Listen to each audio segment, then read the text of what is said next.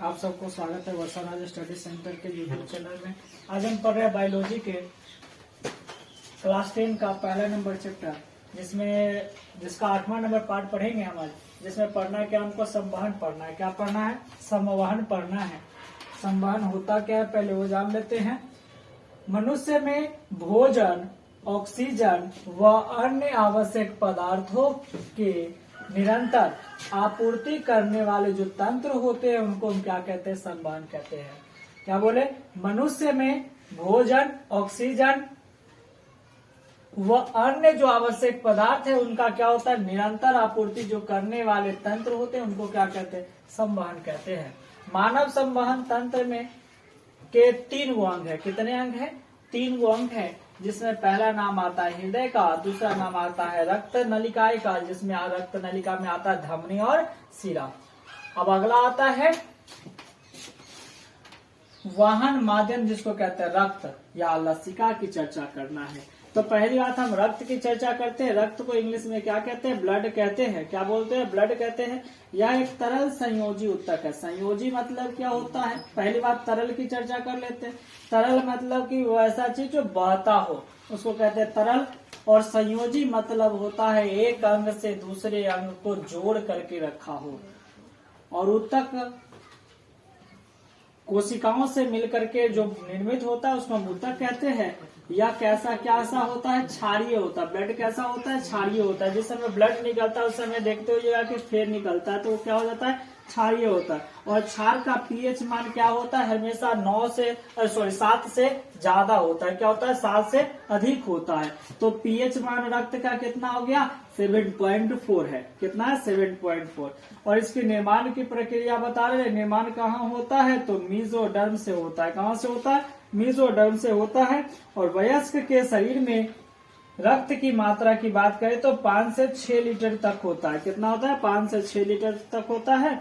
और रक्त लाल होने का कारण है हीमोग्लोबिन। आपसे पूछा जाता है रक्त लाल होने का क्या कारण है, या रक्त के लाल किसके कारण होता है? तो हीमोग्लोबिन के कारण ही होता है।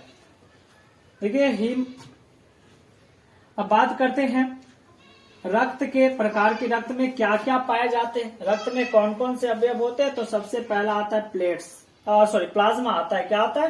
प्लाज्मा आता है। और दूसरा आता है रक्त कणिकाएं। प्लाज्मा और रक्त कणिकाएं। देखिए वो प्लाज्मा कितना प्रतिशत होता है रक्त में?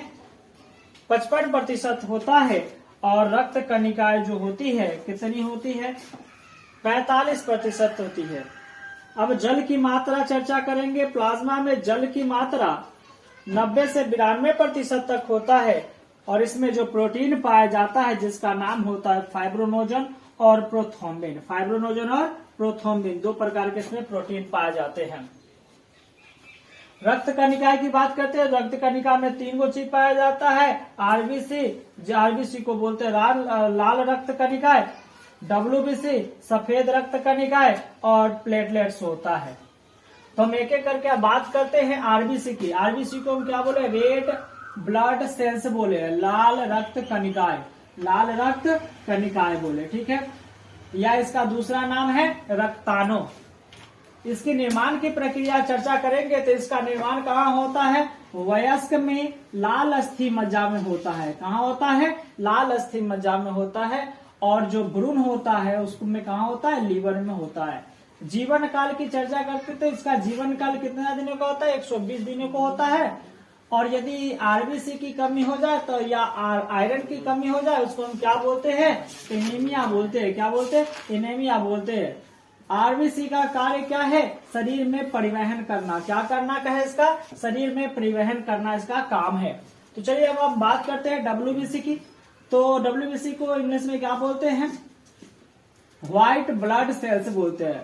सफेद रक्त कणिकाएं। इसको हम क्या बोलते हैं? श्वेताणु या ल्यूकोसाइट भी इसको बोला जाता है। श्वेताणु या ल्यूकोसाइट। इसका निर्माण कहाँ होता है? पीली अस्थि मज्जा में होता है, जिसको हम प्लीहा भी बोलते हैं। क्या बोलते हैं? प्लीहा भी कहते हैं। अब जीवन काल की चर्चा बात कर ले इसकी, तो 1 से 4 दिन या 2 से 5 दिन इसका जीवन काल होता है। अब इसका कार्य क्या होता है, रोगों से लड़ना इसका कार्य होता है। WBC का कार्य क्या होता है, रोगों से लड़ना होता है। ऑब्जेक्टिव पूछ लेता है कि ब्लड में ऐसा कौन सा चीज है जो रक्त रोग से लड़ने का कार्य करता है, तो कौन लड़ने का कार्य करेगा, WBC करेगा। अब बात करते हैं प्लेटलेट्स की। प्लेटलेट्स का दूसरा नाम है बिंबाणु और एक और नाम है पटिकाणु। ठीक है, इसका निर्माण कहाँ होता है, अस्थि मज्जा में होता है। कहाँ होता है, अस्थि मज्जा में होता है। इसका जीवन काल 10 से लेकर 13 दिन तक का होता है। और इसका काम क्या होता है, जो रक्त होता है जब कट जाता है तो वहां पर क्या होता है, रक्त जमाने का इसका कार्य है, तो जिसके कारण रक्त ज्यादा न हो। ठीक है, इतना ही करते हुए धन्यवाद।